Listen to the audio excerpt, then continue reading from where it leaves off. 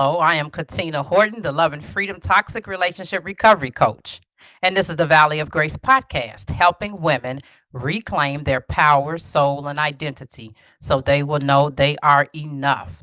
And today's topic is the masquerade party of lying prophets, false intentions, and disguises, part three. Yes, we are still going at it. This is part three, right? And so today we're going to pick back up on this message. And before we get on to today's message, I'm going to refresh that memory of yours of what we went over so far. Okay. So when we were at the party and we opened up door number one was where you had this old man, right? This old prophet and a man of God, right? And the old prophet lied to the man of God in order to destroy his purpose and his life in general, right? Some people will come into your life strictly out of nowhere, and it'll be sent straight from the pit, sent straight from Satan himself, but just to do number what? To steal, kill, and destroy you. And this is exactly what happened. God had instructed the man of God to do three things, right? Not to do three things, rather. He was not to drink anything in that place. He was not to eat anything. And then the third thing was that he was not to go back the way that he came. Okay. And he had everything all good and dandy until he met up with this old prophet who lied and said the angel of the Lord told him differently. And instead of the man of God inquiring with the Lord, he just went on and took him at face value. And so what ended up happening, as soon as he left from the old prophet's house and he's on his way back home on this donkey, he is killed by a lion. And then we opened up door number two. And door number two, you have King Jeroboam and his wife, right? So King Jeroboam convinces his wife to disguise herself, take some wine and some food and go over to the prophet who had first given King Jeroboam the prophecies from the Lord that he was going to be over the 10 tribes of Israel. So he sends his wife over to this prophet and he wants her to disguise herself to find out what's going to be, what would be his son's fate, because his son is really sick, right? And so the thing that's so funny about it is that he thought by his wife disguising herself, there would be no way in the world for this prophet to know who she really was. And he would end up prophesying something different about the son because he wouldn't have known that she was Jeroboam's wife. Okay. God is smarter than that. Okay. But sometimes we act like he's not, like, like he's done, don't know everything that's going on. So he had already prepared this prophet. And so what ended up happening, of course, he told her, hey, I don't know why you pretended like you somebody else. As soon as he heard her foot coming in the door, like, I got some bad news for you. And so soon as she hits the threshold of where they live, that child was gone. And it was sad because this child did please the Lord. God told the prophet, rather, told Jeroboam's wife, that this child was pleasing to the Lord. He would be buried, but nobody else from his household. That basically the dogs are going to eat, lick the blood, the fowls are going to eat them. Whatever didn't take place in the city was going to take place out in the open field. You see what I'm saying? But between the dogs and the birds, they were going to take care of them, right? And so then we moved on to door number three. We got a wise woman from Tekoa, and Joab uses her to disguise herself as a mourner. Why did he do this? He did it because he wanted this woman to be able to convince David to bring his son Absalom back from Geshur. And why did Absalom go to Geshur? He went to Geshur because he had his servants to kill his brother Amnon after everybody got drunk at a sheep shearing party. Okay.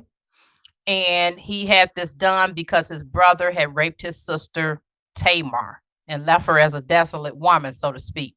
So he had this done, and then he ended up running and to Geshur and staying there for 3 years. And Joab saw that David's heart longed for his son Absalom after grieving for Amnon. However, David didn't make a move. David had a avoidant attachment style. We talked about that attachment style before. Okay, that attachment style means either you're isolating yourself from people, right? And or you're giving somebody different than what they want. Okay, that's avoidant attachment style. And that's what David had going on. And so Joab convinces this wise woman to be able to bring Absalom back from Geshur. However, along with that attachment style, right, going right along with it, David said, I don't want to see his face. So it's like, okay, I'm going to bring him back, but I'm not going to give him what he wants, which is to see my face, right? Plus, he didn't want the people of the town thinking that he just did not care about what had been done, right? Murder had been committed. But the main thing was that it was the spirit of avoidance that was riding through him, right? And so this went on for a couple of years until Absalom insisted. He insisted that Joab have him to see his dad, right? The king, King David. And he ended up burning up Joab's field in order to get Joab's attention and like, hey, I want to go see the king, okay? All right, so now we're on to today's message. Today is part 3, right? And so first of all, we're going to dissect lying. We're going to dissect the reasons why we lie. And then we're going to take a look at Abraham, Sarah, and Isaac and their bout with lying, okay? And then we're also going to be talking about how lying and unresolved trauma are connected. And finally, we're going to dive into the 6 reasons you gave away your blessing to the narcissist, right? And we're going to use the story of Isaac and Rebekah and Jacob and Esau, and how Jacob disguised himself in order to steal his birthright, his brother's birthright, right? We're going to look at that and use that as a comparison, an analogy rather, for how it is you ended up giving away your blessing. And when I say blessing, I'm talking about your body, right? The vessel of God, okay? So I want you to hold on to your seats because the party is just getting started, baby. So the first question I want to ask you is, why do people lie? Some of us lie to spare other people's feelings. Others of us lie to avoid getting fired. Some people lie because they don't want to take responsibility for their actions. Then we got people lying to avoid paying child support. Some people lie to avoid paying taxes. We got people lying so that they won't have to go to jail. We have people lying because they don't want to ruin their image or they want to maintain it, so to speak. We have people lying just for the sake of lying. And 9 times out of 10, if we got people lying just for the sake of lying, 9 times out of 10, it's probably a toxic individual. Narcissistic individuals are known as pathological liars, right? And they have toxic character brokenness due to narcissism, which a long story short version of that is a person that operates from a false sense of self, swims in a sea of shame is their basis, right? Their foundation, right?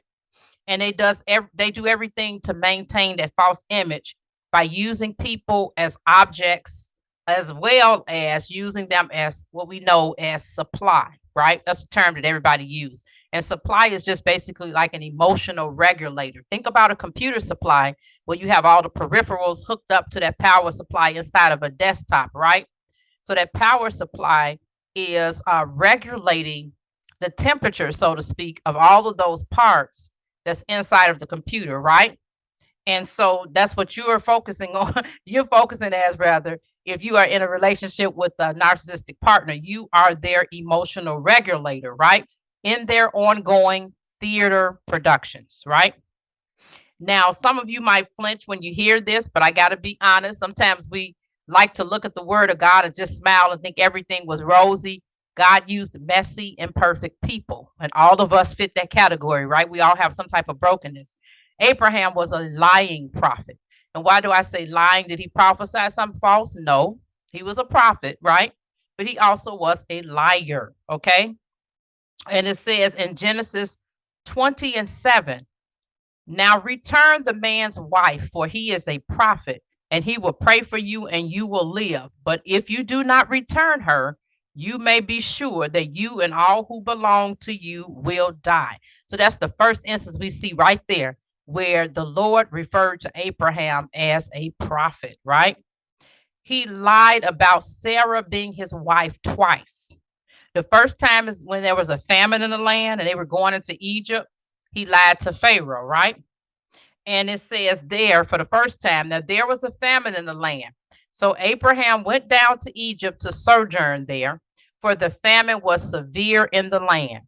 When he was about to enter Egypt, he said to Sarai, his wife, I know you are a beautiful woman in appearance, and when the Egyptians see you, they will say, this is his wife. Then they will kill me, but they will let you live. So say you're my sister, that it may go well with me because of you, and that my life may be spared for your sake. When Abraham entered Egypt, the Egyptians saw that the woman was very beautiful. And when the princes of Pharaoh saw her, they praised her to Pharaoh. And the woman was taken into Pharaoh's house. And for her sake, he dealt well with Abraham. And he had sheep, oxen, male donkeys, male servants, female servants, female donkeys, and camels. But the Lord afflicted Pharaoh and his house with great plagues because of Sarai, Abraham's wife. So Pharaoh called Abraham and said, what is this that you've done to me? Why did you not tell me that she was your wife? Why did you say she is my sister, so that I took her for my wife? Now then, here is your wife. Take her and go. And Pharaoh gave men orders concerning him, and they sent him away with his wife and all that he had. Then the second time that Abraham lied, they were in Gerar, and he lied to King Abimelech, okay? Sometimes, well, most times, when you lie, you convince yourself of the lie, and then all of a sudden, the next thing you know, you got other people convinced of the same lie that you convinced yourself of, right? So it's like the next thing you know, Abraham has Abimelech agreeing with him in the lie, and Abimelech is telling Sarah about all these things he's going to bless her brother with, right? So when you got that spirit of lying in you, you do some things that you would not normally do under other circumstances. You, first of all, like I said, you got to be able to convince yourself of it being the truth. Then you got to go and convince somebody else of that lie being the truth. When at first they already knew it was a lie, but by the time you get through with them, you see what I'm saying? You see how strong those spirits are? Then you are believing the lie and speaking to them as if the lie is true, right? And so what happened in the case with Abraham and Abimelech in Genesis, let me read. Let's see, it's Genesis 20, right? And I'm going to read part of this starting at the 9th verse, okay? Then Abimelech called Abraham in and said, what have you done to us? How have I wronged you that you brought such great guilt upon me and my kingdom? You have done things to me that should never be done. And Abimelech asked Abraham, what was your reason for doing this? Abraham replied, I said to myself, there's surely no fear of God in this place, and they will kill me because of my wife. Besides, she really is my sister, the daughter of my father, though not of my mother, and she became my wife. And when God had made me wander from my father's household, I said to her, this is how you can show your love to me. Everywhere we go, say of me, he is my brother. Well, if that's love, I don't want that kind of love, right? Being thrown under the bus. Then Abimelech brought sheep and cattle and male. Oh, my word, Lord have mercy. He brought sheep and cattle and male and female slaves and gave them to Abraham. And he returned Sarah, his wife, to him.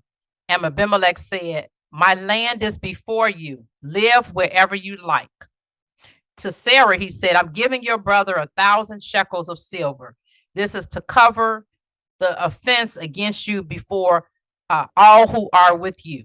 You are completely vindicated. Then Abraham prayed to God, and God healed Abimelech, his wife, and his female slaves so they could have children again. For the Lord had kept all the women in Abimelech's household from conceiving because of Abraham's wife, Sarah. So now think about this. Abraham lied, and he had to convince himself of this lie. And remember, he already had lied when they went to, the famine started, and they went to Egypt. That was the first time. So now he's in Gerar, and he lies to Abimelech, right? So he convinced himself of that. Now, he saw that it didn't go well the first time. And see, that's what happens a lot of times. We get caught up in sin. We see that it didn't go well, right? We get convicted by the Holy Spirit. And then what ends up happening is that we just decide, you know what, I'm gonna try it again in a different place. After you already saw that it could have went like haywire, right? They could have done some of all kind of everything to Sarah. And that's what happens though when we've got something that's in our soul that's unresolved from trauma, it sits there. And then just as soon as we know, we just got through praying and begging and pleading with God to please help us out of this. We're sorry, we're confessing, we're going to so-called repent, but we go right back and do it again. And this is what happened. Except the second time, Abraham, he convinces himself and then he convinces Abimelech, right? So even though, yes, yes, Sarah was in his family on his father's side. However, she was his wife. He lied. You see what I'm saying? That's just point blank. We can't go around it. And so, like I said, we end up either convincing ourselves of the lie, you know, and then we might even put a half truth in there and then think that we're okay. It was just a little white lie. Lies are lies. You see what I'm saying? And sometimes you can end up getting to the point where when it comes to a job, and I've seen this happen before, where I've worked companies where people have called in to say that their mother or grandmother was sick and their parents had been sick for a while, but they used that as an excuse not to come into work. And then another employee just so happens to see them somewhere, and word gets out to HR or whoever the supervisor of the department or director of the department is, and then they've got a case on their hands, and they would just keep on and on with it. No, my mother or my grandmother is sick, when they've already told the other employees that they used that. The mother or grandmother had been sick for a while, but they just used that to be able to take off. You see what I'm saying? And so when we get caught up in sin, we will use anyone else, exploit anyone else to be able to get to the end result of what it is, whatever we want to do, which is simply what? Taking a day off work to relax, right? And so in both of those situations, when Abraham lied twice, Sarah could have been used, she could have been abused, she could have been raped, violated in every kind of way. She could have been killed for that matter, right? And this was because of Abraham's lack of covering her. He was all for himself.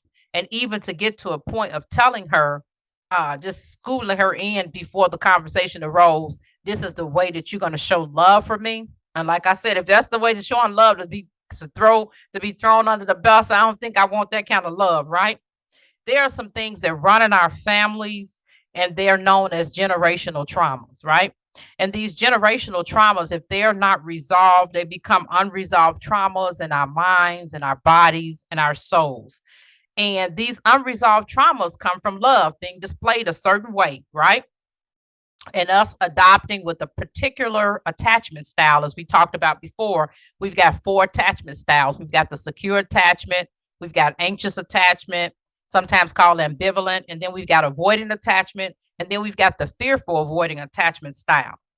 And our family's love story garden rather, were filled with some type of toxic roots, right? And those roots represent the lies that Satan deceived us into believing because of how our parents displayed love, right?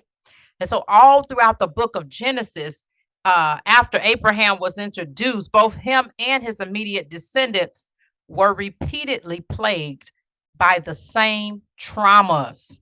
And you might like, well, what traumas are those? The first trauma was famine. You had Abraham and Sarah facing famine. Then, and that's why they went to Egypt in the first place, right? And then Gerar, where King Abimelech was, right? Then you had Isaac and Rebekah facing famine, right? They went to Gerar as well. And when they were in Gerar, I guess the Lord was thinking of their parents, Isaac's parents, rather, their adventure. And he told Isaac, don't go down to Egypt. Because remember, Abraham and Sarah went to Egypt. Then they went over to Gerar, where King Abimelech was. And so with Isaac and Rebekah, they went to Gerar, where King Abimelech was. And then the next stop would have been, if you're going backwards, that would have been to Egypt. But God told them not to go down there, okay? And so then Jacob and his sons eventually faced famine, which is how they were all able to reunite with Joseph later on in Egypt, right? So that was the first trauma. Then the second trauma, you've got barrenness there. You've got barrenness. Abraham and Sarah struggle with barrenness. Then you got Isaac and Rebekah struggling with barrenness. And then you got Jacob and Rachel struggling with barrenness. Okay, so that was the second trauma. A lot of trauma going on in this family. Then you've got the third trauma. You've got a spirit of deception going on, where everybody's walking around with false intentions, having appearing one way, but disguising as another for what the real motive is. You see what I'm saying? I'm telling you about how beautiful you look today, but I'm just saying it because I'm trying to get on your good side so I can get a raise or end up being promoted or maybe eventually take your job. You see what I'm saying? So that was the third trauma, is that the spirit of deception was heavy in that family. And then the fourth trauma is that there was a lying spirit. Abraham lied twice. And you got Sarah, who lied to the angel when they came and told her that she was going to have a child, and she lied, and then she laughed and then got scared and lied about the fact that she laughed. But when it comes to God, we can't keep anything from him. He knows us, right? Everything about us, right? He's omnipresent. He's omniscient, omnipotent, all of the above. He's sovereign, right? And so you got Sarah lying in that case. Then you know what? You get Isaac and Rebekah, okay? When they dealt with famine and they went to Gerar, where King Abimelech was, how about Isaac also threw Rebekah under the bus and said that she was his sister? He played the same game that Abraham played. You see what I'm saying? You got two generations. You got father and son. Isaac wasn't even born when Abraham and Sarah were first in Gerar. However, once again, that unresolved trauma on Abraham and Sarah's part, involving a spirit of lying and the spirit of deception, right? They were not cut at the roots, right? And therefore, you end up with this paradigm / mindset, right? That gets passed down from generation to generation, right? Isaac's in the same place his father was in. And that unresolved trauma got triggered. And then he lied and said Rebekah was what? His wife. I mean, his sister, rather. So Rebekah ends up being in a state of fearing for her life, right? She could have been abused. She could have been used. She could have been raped and possibly killed, just like Sarah. You see how generational stuff plays out, right? Because first we have what? We always talk about the thoughts. Those thoughts turn into emotions, which is just number energy and motion. And then we have that turn into our action / behavior. And then we have that action / behavior making an impact, right? Okay. And then obviously Abraham's family's love story garden contained these toxic roots, right? These lies, right? And this is what I said was obviously going on as far as the lies in his family's love story garden. Number one, love is lying. Number two, love is deception. Number three, love is both protecting yourself and playing games by throwing the women who you are in relationship with under the bus. Okay, 3 lies. Love is lying, love is deception, and love is both protecting yourself and playing games by throwing the women who you are in relationship with under the bus. Those 3 toxic lies, those 3 lies, right, were the toxic roots in Abraham's family's love story garden. And think about it, because Sarah was actually on her father's side, coming from that seed, she had it as well, okay? And so the thing about it is that along with lying, we have the 5th trauma, and that's abuse. Sarah was abusive.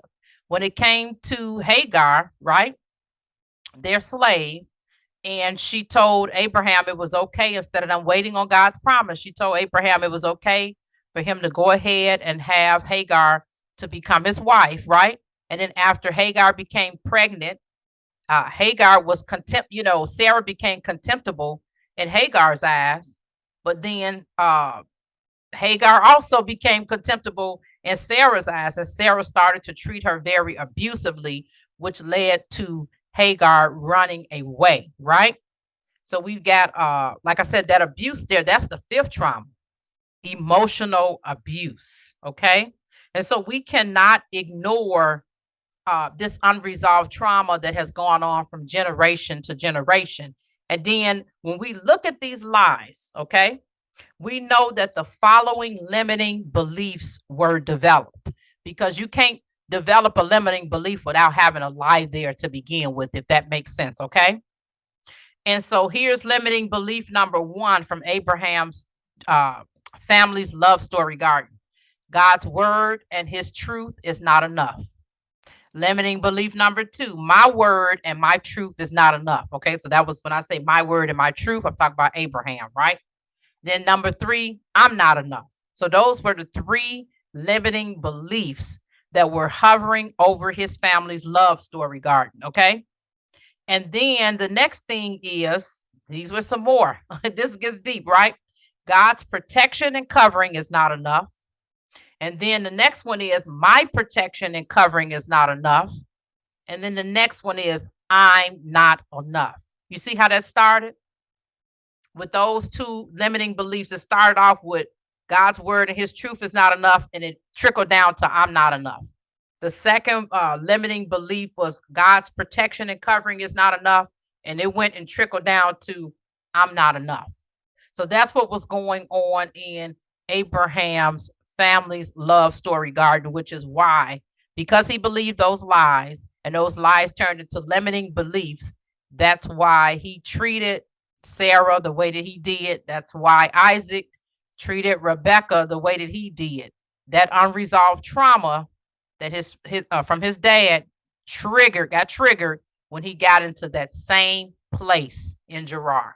And so sometimes we have unresolved trauma and we don't even know it, but we get into a certain place, and then we will reenact whatever behavior our parents, grandparents, great grandparents, and great great grandparents, and all the way back, even from slavery, whatever they didn't get resolved, we end up reenacting it when we get to that same place. Okay. And so we're going to dive in a little deeper, right? God had told Abraham to take his wife and belongings and to leave his homeland and his relatives, right? So he could take him to the place he has stored for him, right? And then remember, Abraham decided to bring his nephew Lot along with him. And just as a reminder, whenever we're bringing somebody else with us, it's not supposed to go to the next level. We're going to end up with obstacles, right? And so what happens is that, say, for instance, as an example, you get your hair permed, okay? And you know, when you get your hair permed, you got all of this new growth going on at the roots, right?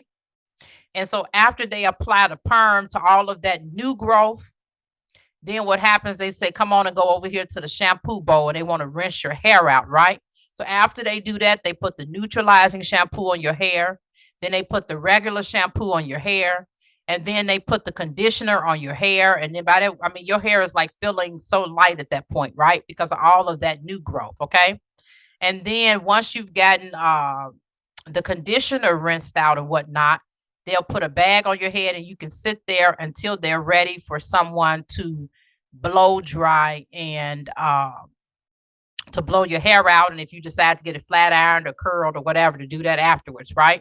And so what happens is, as you're getting your hair blow dry, hair is just steadily coming out. And sometimes if you don't think about it, you know, if you think about it too hard, rather, you kind of freak out like, oh my goodness, I got hair falling out like crazy. That's the shedding process. All of that dead hair has to go because the new growth has come in, right? And so when we're dealing with the phase in our life where we've got that new growth coming in, we have got to be able to, like that hair shedding, in order for them to be able to finish blow drying it and to curl it and flat iron it and get to the next phase, we have to be able to shed people in that same situation, right?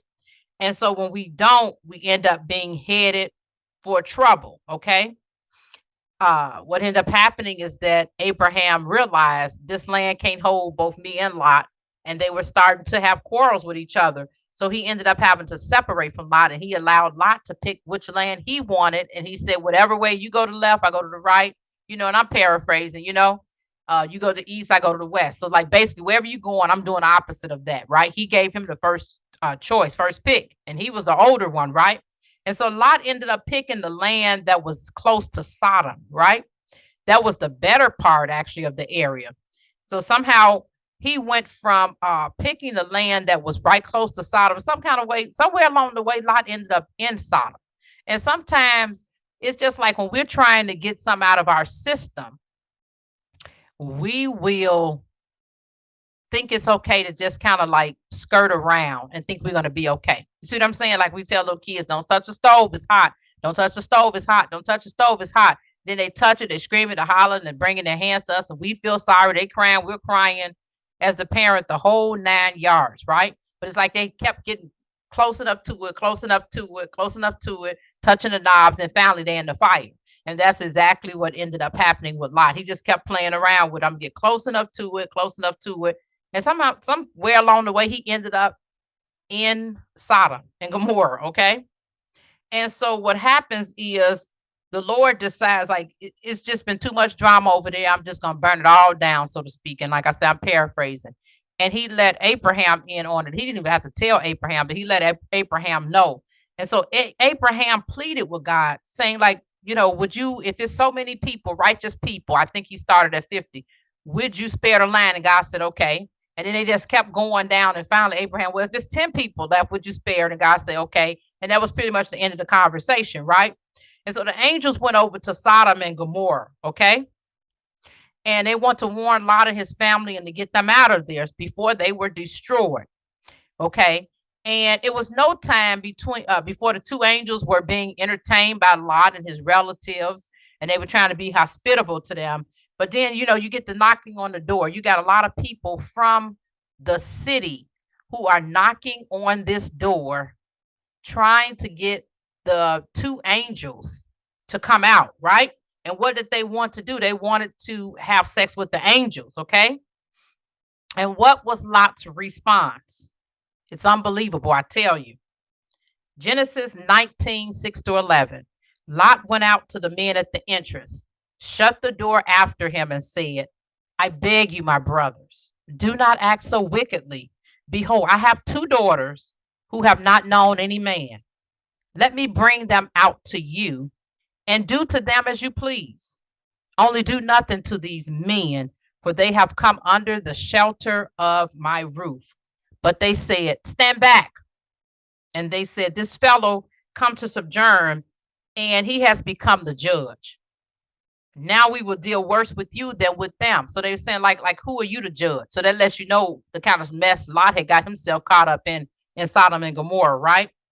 It said, then they pressed hard against the man Lot, and he drew near to break the door down. But the men, and he's talking about the angels, reached out their hands and brought Lot into the house with them and shut the door. And they struck with blindness the men who were at the entrance of the house, both small and great, so that they wore themselves out groping for the door. So the angels had to actually inflict blindness upon them so that they couldn't even find the door. They had to literally pull Lot in, okay? Now think about this. Lot had told these men that they could have his daughters since they were virgins and had not been with any men. Even though these same daughters were engaged, right, to men living in the city already. And then even apart from that, you are talking about throwing your daughters under the bus once again, setting them up for abuse, misuse, right? No covering or protection, right? And possibly rape. Luckily, the angels pulled Lot back in and got everyone out of the city, okay? Now, I want to just show you the similarity in this. There's another story in the Bible where you have a Levite who was a priest, right?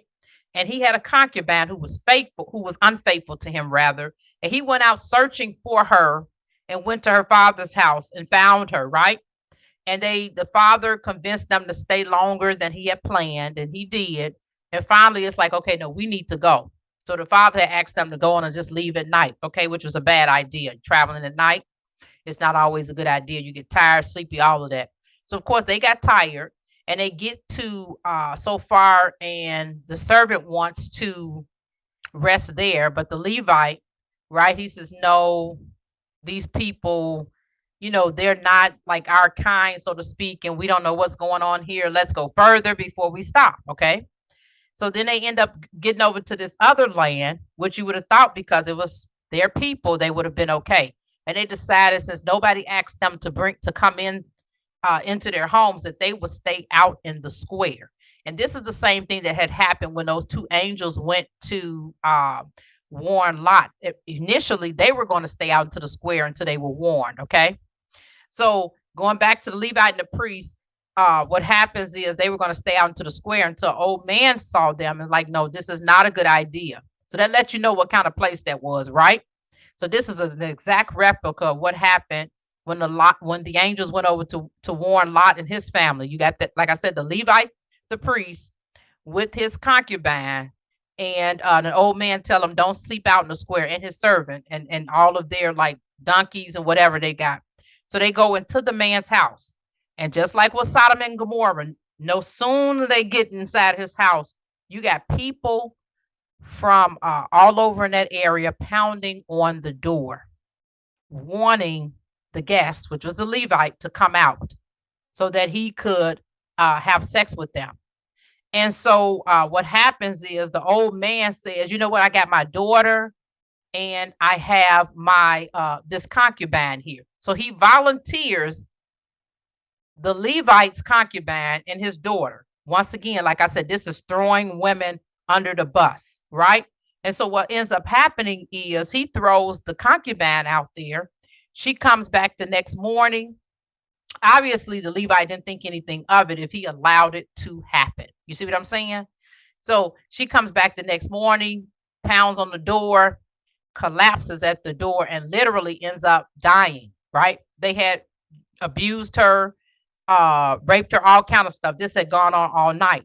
And so what happened is that the man, instead of him like showing some type of compassion, the Levite just puts her on the donkey and hands over to different parts of Israel, right? Because you know how you have the 12 tribes of Israel because of Jacob's sons. So he sends to all those different 12 areas a piece of her body to let them know, like, look, this is what happened. This is ridiculous.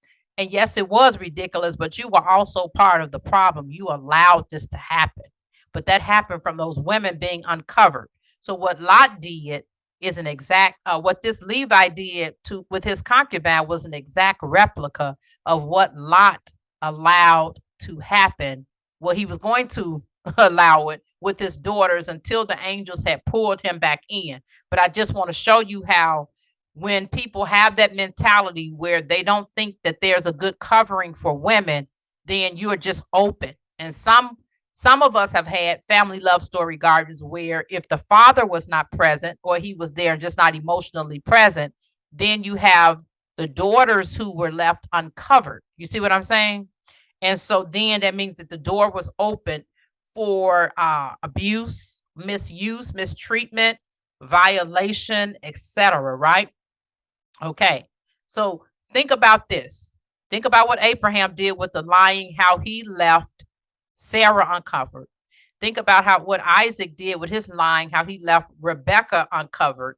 Now I want you to think about what Lot did, how he volunteered his daughters to leave them uncovered until the angels pulled him back in. And it was the same thing that was repeated by this Levite priest and his concubine, right?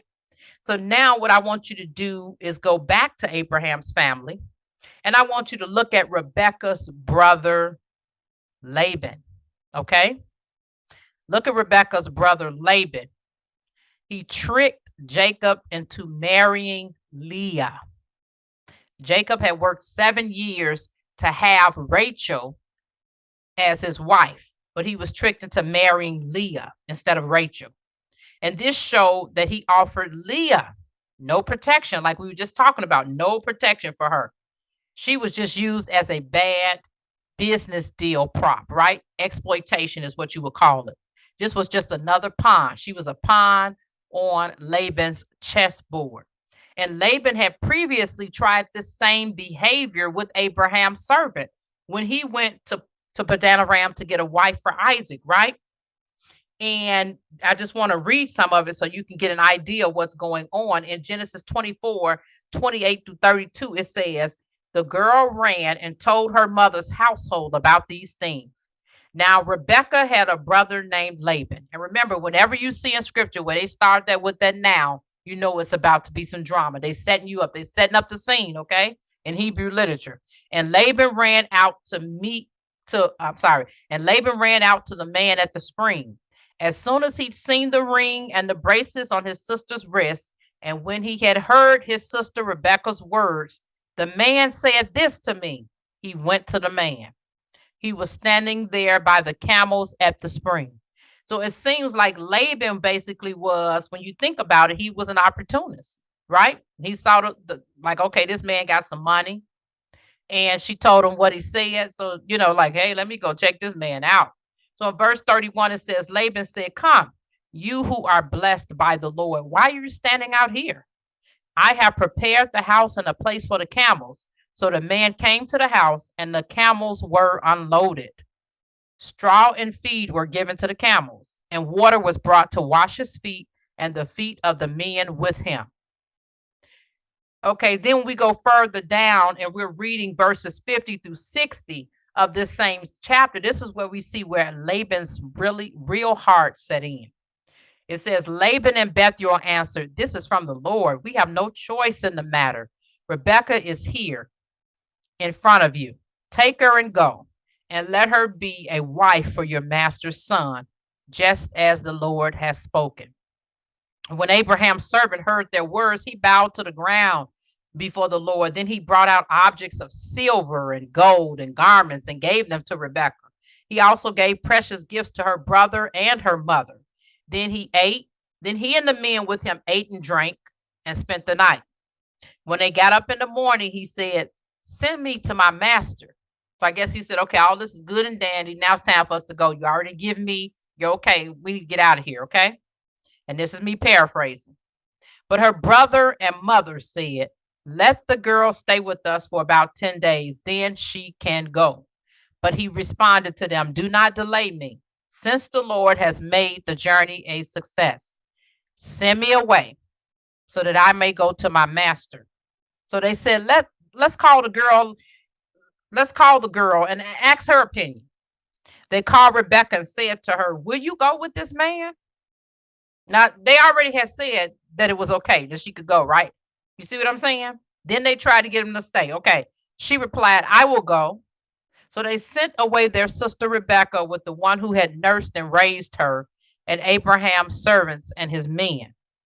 They blessed Rebekah, saying to her, our sister, may you become thousands upon 10,000s. May your offspring possess the city gates of their enemies. And isn't this something how they ended up giving her the same blessing that the Lord had given Abraham during one of those many times? He kept reaffirming Abraham and reassuring him, like basically, and like I said, this is me paraphrasing, like basically, I got your back. So they blessed her with that same blessing to show you that God was in it, right? So what did Laban do? He did three things. Well, he did first, he did two things rather. He made the agreement, okay? And then morning time came and you discovered what the real plan was all along. He did the same thing two times. He did it first with Abraham's servant when he went to get a wife for Isaac. And then he did that again when it came time for Jacob, after he worked for Rachel and thinking he's got Rachel and that Rachel was the one that he was with overnight, and he woke up in the morning and found out what Laban's intentions really were. And this servant found out what Laban's intentions were when he went to get Rebekah as a wife, because he already had agreed and said, okay, since you said this is the Lord, I'm in agreement with you. This is from the Lord. But then he says, well, then him and the mother start saying, well, stay 10 days. So that's how you know if either you agree with me or you don't. Sometimes people will play around, they play games. That's how you know if somebody has already made an agreement with you, and then they see you're real and you get ready to leave, and all of a sudden they start adding something on to it. That's how you know you got a very shiesty person on your hands, right? You know that they're not good to do business with, right? So you almost had the same exact thing going on had Abraham's servant not been assertive and like, no, I need to head back to my master. Because what would have happened is Laban would have ended up playing that same game that he ended up later playing with Jacob, right? You see what I'm saying? And so and the mother and the brother were the ones to stay for 10 days. That's just messiness and deceitfulness, right? And so then what happens is that this is one of the main reasons why Abraham was told by God to leave his family, right?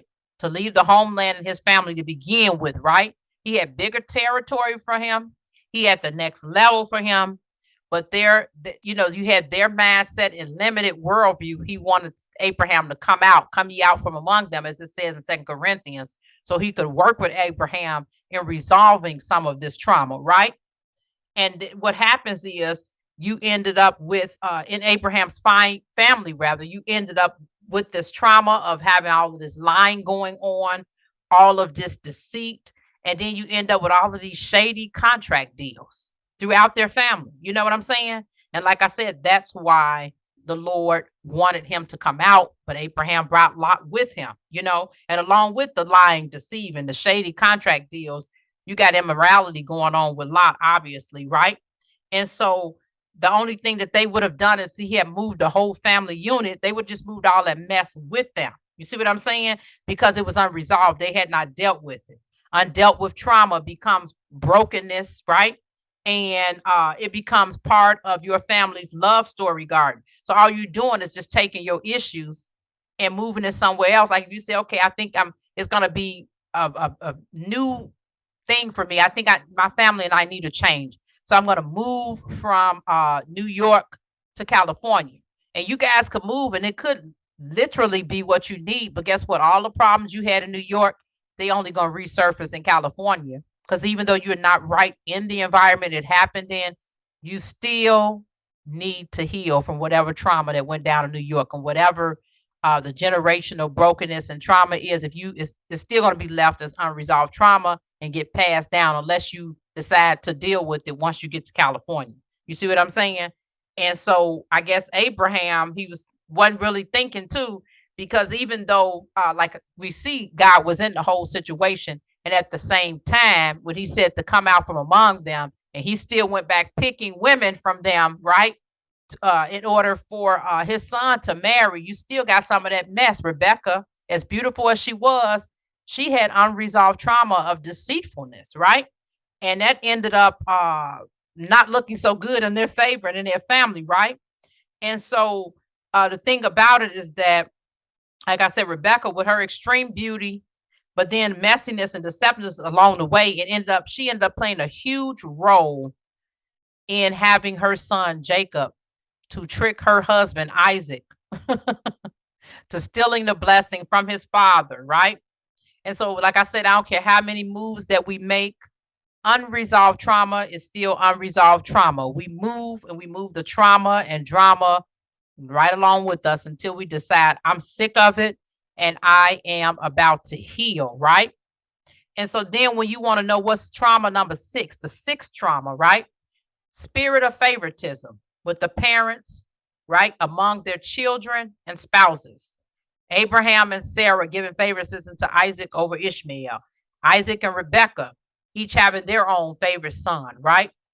Rebecca being in love with Jacob, so to speak, because he was a homebody, probably like she was. And then you got Isaac being in love with Esau because he was an outdoorsman, probably like he was, right? And so then you got Laban, Rebecca's brother, right? His favorite daughter was probably Rachel. And that's probably why he used Leah to trick Jacob into marrying her, right? And so then you got Leah, who joined in cahoots with him. She's an adult. She joined in cahoots with deceiving Jacob into thinking that he was marrying her sister Rachel. So you got all of this lying and deception and shady deals and abusiveness and women being uncovered and unprotected. It's a lot of mess. It's a lot of mess. So you really see why God told Abraham to leave his homeland and his relatives, right? And then finally, you got Jacob favoring Joseph over the rest of his sons because of him being born from his beloved Rachel, setting up a seed of rejection in Joseph's brothers, right? He had that coat of many colors. None of the rest of them had a coat of many colors. And remember, the seed of rejection leads to love and approval addiction. And whenever there's a seed of rejection present, you're dealing with lack that's in your soul. You're looking at everything. You're doing everything and seeing everything from this limited worldview with a place of lack, right? And that's that scarcity mindset. And that lack shows up in love, it shows up in approval, and it shows up in comfort addictions, right? LAC. Comfort addictions provide a false sense of safety and security, right? And so now we want to get to the 6 reasons you gave away your blessing to the narcissist. Number 1, you were hungry and caught up in how you were feeling. And remember, when I say blessing, I'm talking about your body. Okay. Okay. So I want to read the story of Jacob stealing Esau's birthright. When the boys grew up, Esau became an expert hunter, an outdoorsman, but Jacob was a quiet man who stayed at home. Isaac loved Esau because he had a taste for wild game, but Rebekah loved Jacob. Once, when Jacob was cooking a stew, Esau came in from the field exhausted. He said to Jacob, "Let me eat some of that red stuff because I'm exhausted." That is why he was also named Edom. Jacob replied, "First, sell me your birthright." "Look," said Esau, "I'm about to die. So what good is a birthright to me?" Jacob said, "Swear to me first." So he swore to Jacob and sold his birthright to him. Then Jacob gave bread and lentil stew to Esau. He ate, drank, got up, and went away. So Esau despised his birthright. Think about this. Esau despised what was rightfully his. The moment you got hooked up with your narcissistic partner over a meal is when you despised your birthright. Okay? I'm going to read it again from verse 34. Then Jacob gave bread and lentil stew to Esau. He ate, drank, got up, and went away. So Esau despised his birthright. Okay? So what happened to you? You ate, you drank, probably had a little bit too much to eat, too much to drink, right? You got up and you went to his house. That's how you gave your blessing away. And just like in the story of Esau selling his birthright, you were hungry. Hunger can show up in a whole lot of different ways, right? We can be hungry emotionally, mentally, spiritually, physically, socially, financially, sexually, etc. And think about this. What do the experts tell you to be careful of when you're hungry? Going to the grocery store. Why? A $250 bill will turn into a $750 bill.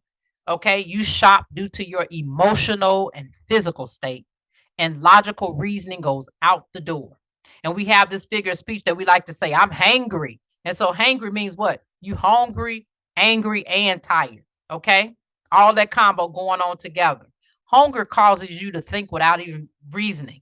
It can easily lead to you becoming physically, emotionally, mentally, and spiritually distressed. Think about infants, toddlers, and even older children sometimes. They throw tantrums from being hungry. Even when it comes to adults, when we have gotten to the point where we're past the point of where we should have gotten something to eat, we're not very pleasant to be around at all. We have to self-regulate our emotional state when we are hungry and angry, right? And hunger causes us to say and do things that we normally wouldn't do in non-hungry circumstances, right? So take Esau, for example. He said, "I'm about to die, so we're good." So it's like, I'm about to die. So what good is a birthright to me? Think about how foolish that sounds. Your birthright, you give up your birthright for some stew. Okay? Why do we despise our birthright as women? Lack of knowledge, right? Lust and instant gratification. 1 John 2:16 says, "For all that is in the world, the lust of the flesh and the lust of the eyes and the boastful pride of life is not from the Father, but is from the world," right? And so, like I said, think about how foolish that sounds. We make a lot of decisions in that state. You do anything to fill that void of hunger, right? Hunger in your soul. You'll steal from your mama if necessary. You know what I'm saying? Think about a person that's on drug and alcohol addictions. They'll steal from their mama, steal from their daddy, steal from their grandmama. It don't matter. Okay? They'll sell their house away in a state of hunger. And even when you're eating is a physiological process. Certain emotions get stirred up, right? And when we eat, it becomes the whole experience is physiological, right? And so Satan knows your vulnerabilities and weaknesses. He sets the stage and he sits back and watches you self-sabotage. You ignored what your narcissistic partner was asking for in exchange for the food, And when you approach, it's not going to be like you're on the upswing because you're hungry, right? You've been single for a little while, right? You just now feeling stable, right? And then you've paid up all your bills for the month. You got a little bit of money left over. You can't be eating out. And so this gorgeous man is asking you out to dinner. What do you say? And his choice is a restaurant where they serve $100 dinners, right? $100 meals, and you got like $50 dessert. So what do you say? Okay. Especially since you broke right now. All your bills are paid up. They all paid up, but you don't have any money to be eating out of a restaurant. And you've been wanting to try that restaurant for a long time, right? And so when you are hungry in your soul and thirsty, so to speak, as they say, people can size you up. They know when you are thirsty. Okay. And so what we're going to do is stop here. And when we pick this message back up, we are going to go through numbers 3, not 3, but 2 through 6 on the this subtitle of the lesson, which is the 6 reasons you gave away your blessing / body to the narcissist. Until next time.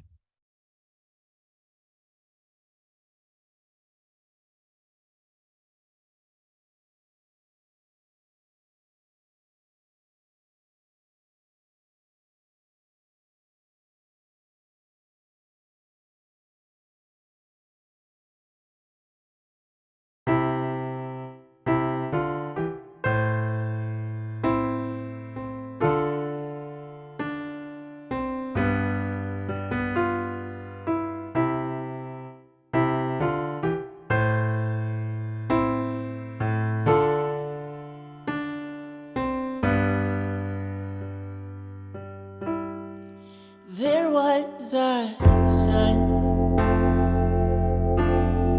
He was devoured by earth. There was a God.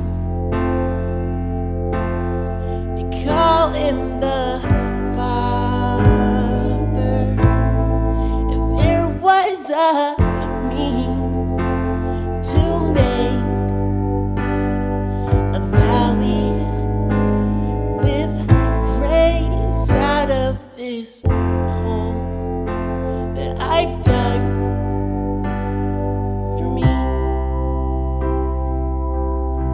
He made a valley of grace where things would change, and maybe they'd take up the cross high again.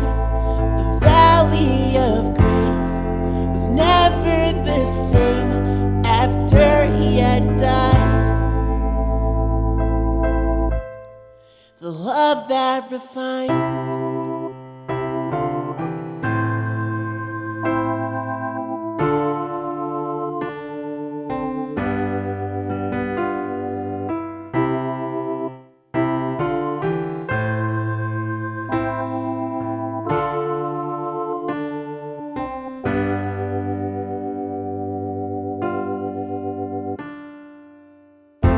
There's no sense in trying to do it on my own.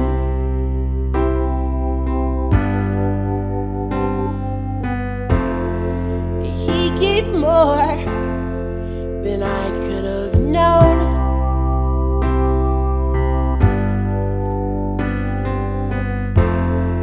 He turned those valleys into places to learn, instead of burn and perish away.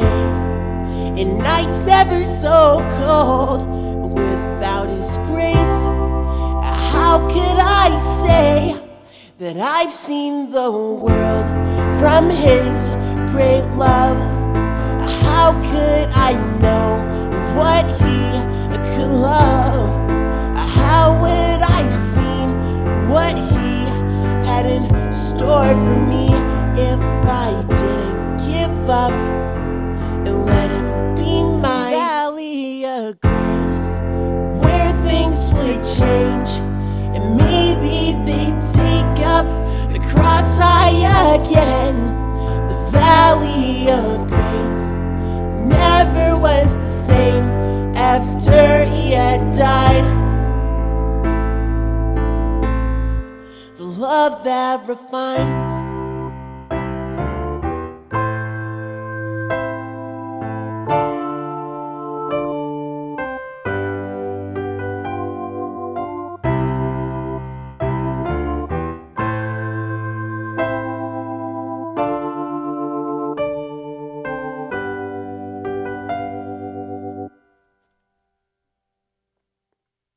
So much I wish I could give back, but I'm not intact to be sharing all of that. You took the price to give me that life, and now it's never gonna fade away. When I see I need more of Him, He whispers the sweetest of mercies upon my ears, and I won't go back the way it was again, again, again. And now a valley of grace where things would change. I've seen the lights of valley of grace where things have changed.